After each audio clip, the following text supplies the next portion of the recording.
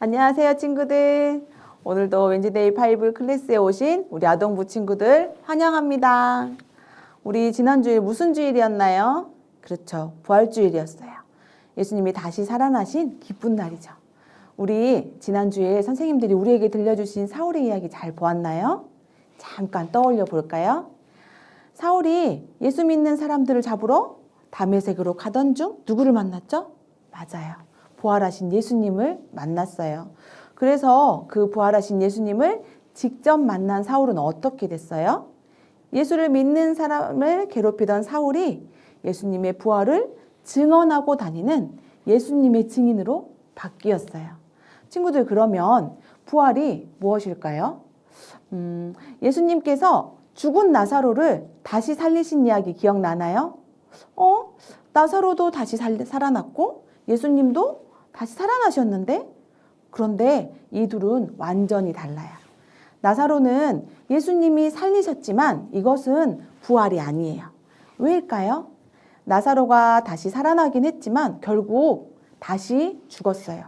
진짜 부활은 다시 죽는 것이 아니라 죽음을 이기는 것. 이것이 진짜 부활이에요. 그래서 나사로가 다시 살아난 것은 소생이라고 부른답니다. 그런데 친구들, 다시 사는 것 자체가 중요한 게 아니에요. 예수님을 믿는 사람도 믿지 않는 사람도 모두가 심판을 받게 되거든요.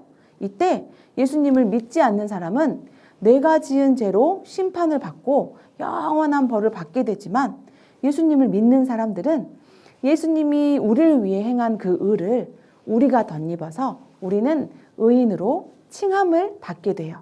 말이 조금 어렵죠. 조금 쉽게 설명해 보자면 예수님이 우리 대신 하나님 말씀을 완벽하게 지켜주신 거예요. 그래서 하나님 우리를 볼 때 예수님이 우리 대신 하신 그 완전한 일을 마치 우리가 한 것처럼 봐주신다는 말이에요. 그래서 평생 우리는 하나님의 은혜를 누리며 살아가는 영원한 삶을 누리게 된 거예요. 이것이 참된 부활의 소망입니다. 그래서 친구들, 그 부활을 믿고 예수님을 끝까지 따라가기로 한 사람들은 무슨 일이 생겨도 넉넉히 이겨낼 수 있어요. 왜냐하면 우리가 이 세상에서 사는 시간은 아주 짧아요. 마치 학교 쉬는 시간처럼 금방 지나가죠. 하지만 예수님을 믿는 사람은 그 다음에 하나님과 영원히 함께 사는 멋진 시간이 기다리고 있어요. 이렇게 부활절은 예수님께서 죽음을 이기시고 우리에게도 부활 소망을 주신 날이기도 해요. 그러면 우리는 우리에게 그 부활 소망을 주신 그 은혜에 감사하면서 살아갈 수 있어야 해요. 친구들, 우리는 모두 죄인이에요. 그리고 그 죄를 지으면 어떻게 돼요? 하나님과 멀어지게 되죠. 그래서 모든 사람은 심판받아 마땅한데 우리는 예수님이 십자가에서 형벌을 받으심으로 우리가 받아야 할 심판을 예수님이 대신 받으셨어요. 죄의 값을 완전히 예수님께서 치러주셨기 때문에 하나님은 우리를 의인으로 선언해 주십니다. 친구들, 영원한 생명은 우리가 예수님을 이미 믿는 순간 시작되었어요. 하나님을 알고 하나님의 은혜를 누리는 삶, 그것이 바로 영생이에요.